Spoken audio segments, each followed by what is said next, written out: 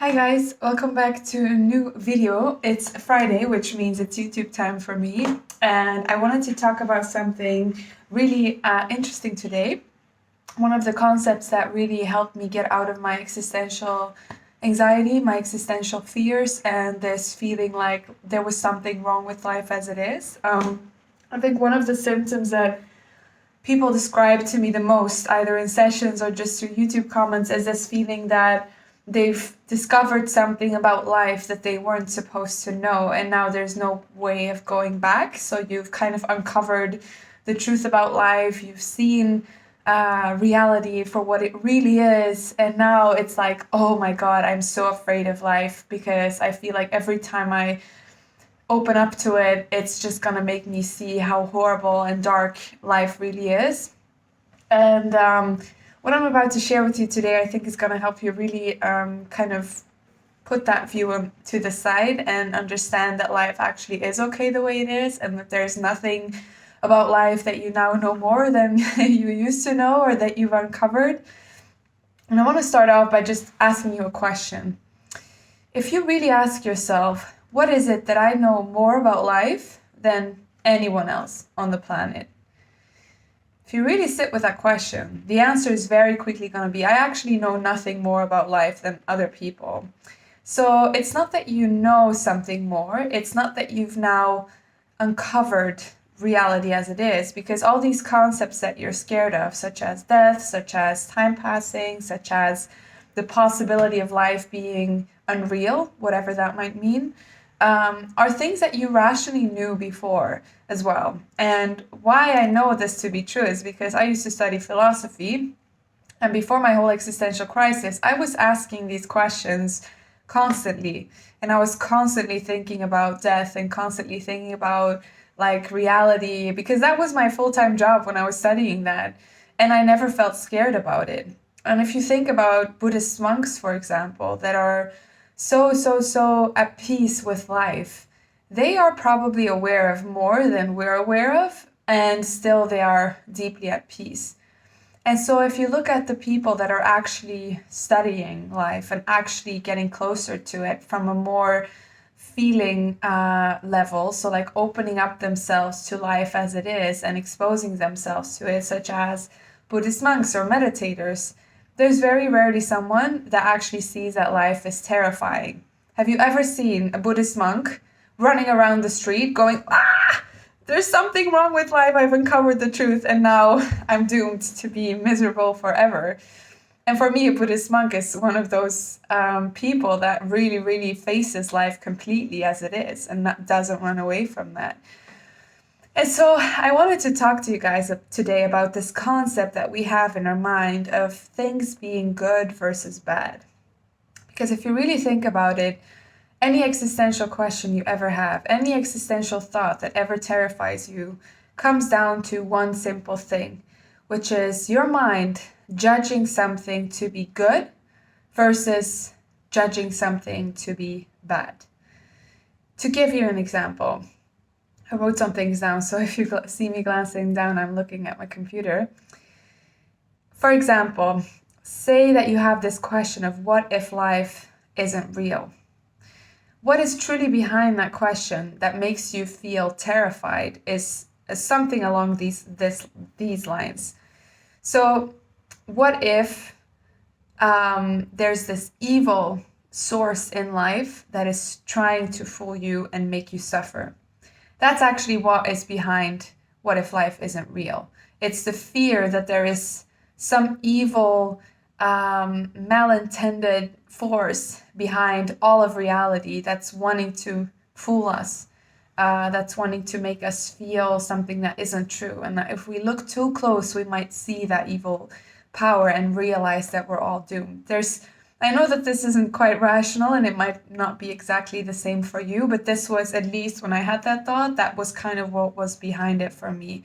It was the fear that life inherently is evil slash bad slash not as it should be.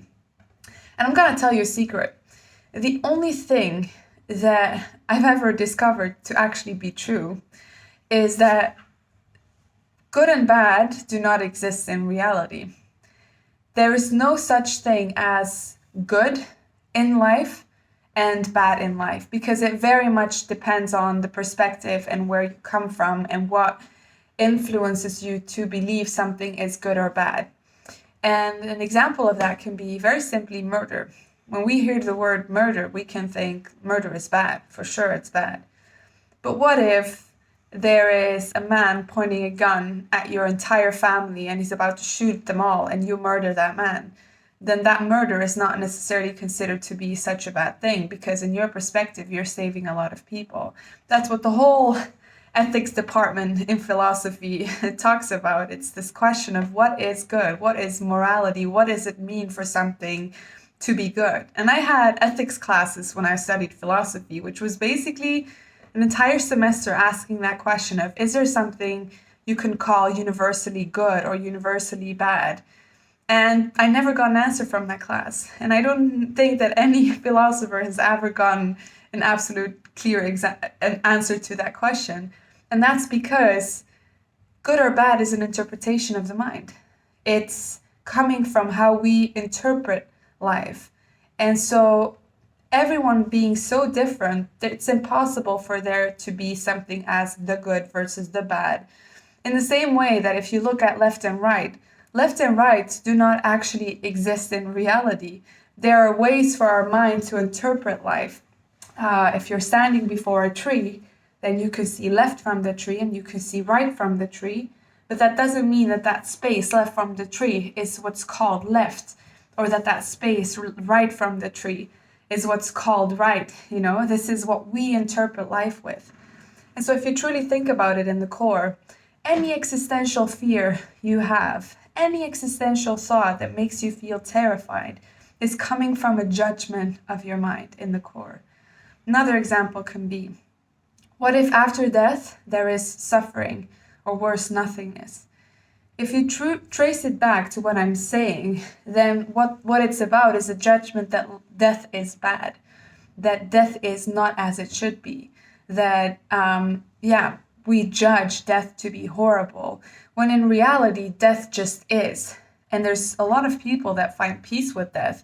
And so if there's people that find peace with death, and there's people that don't find peace with death, does that mean that death inherently is bad? Or does that mean that it tells us something about how we judge life based on what our perceptions are? So just remember this. The truth about life is not that life is good, is not that life is bad, is that life just is as it is. And that everything we call good and bad comes from our mind. Now, how do we call good things or good or bad? Wow, I'm not making sense. How do we call things good or bad? Depends on how it makes us feel. So the reason we call death bad is because it makes us feel the feeling of not having control. The reason why we call the potential that reality isn't the way it seems bad is, again, because we don't like, or we feel this feeling of uncertainty and this feeling of not having control, and we don't want to feel it. We are pushing it away, and we say we do not want to accept this emotion to be a part of our reality. So all our judgments about life come from us not wanting to feel certain feelings, us not wanting to feel uncertainty, us not wanting to feel a lack of control, us not wanting to feel grief, for example. Very, very important one. A lot of people that struggle with death anxiety and that judge death to be horrible, either their own death or the death of a loved one, it's because they are so reluctant to ever feel grief in their entire life, to ever feel this emotion of sadness and pain of losing someone. And life is about all of those things. Life is about love. Life is also about pain. Life is about peace, but it's also about stress and about figuring our way out of problems. And I think the core of this all comes down to this idea that life is supposed to be easy and that life is supposed to just give us what we want and make us always feel happy all the time.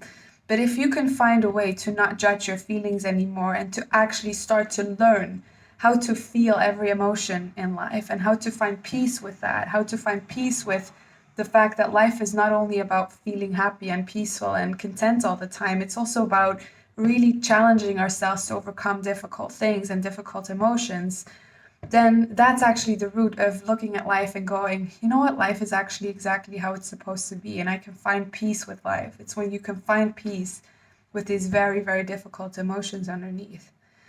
So I want you to ask yourself that question. Every time you have an existential thought, just ask yourself, what is the feeling that I'm trying to run away from? And can I try and feel it instead? Can I let myself feel it instead? And you'll very quickly see that reality isn't terrifying, that reality isn't bad, that life isn't evil, but that we just have never been taught how to learn to feel difficult feelings and emotions, which is why I'm here to help you with that. So I hope you guys enjoyed this video and that it gave you some peace of mind. I know that this was a lot of the core for me, was learning to see that, and so that's why I wanted to share this in the video today. So yeah, as always, I am sending you a lot of love and light your way, and I am looking forward to talk to you next week.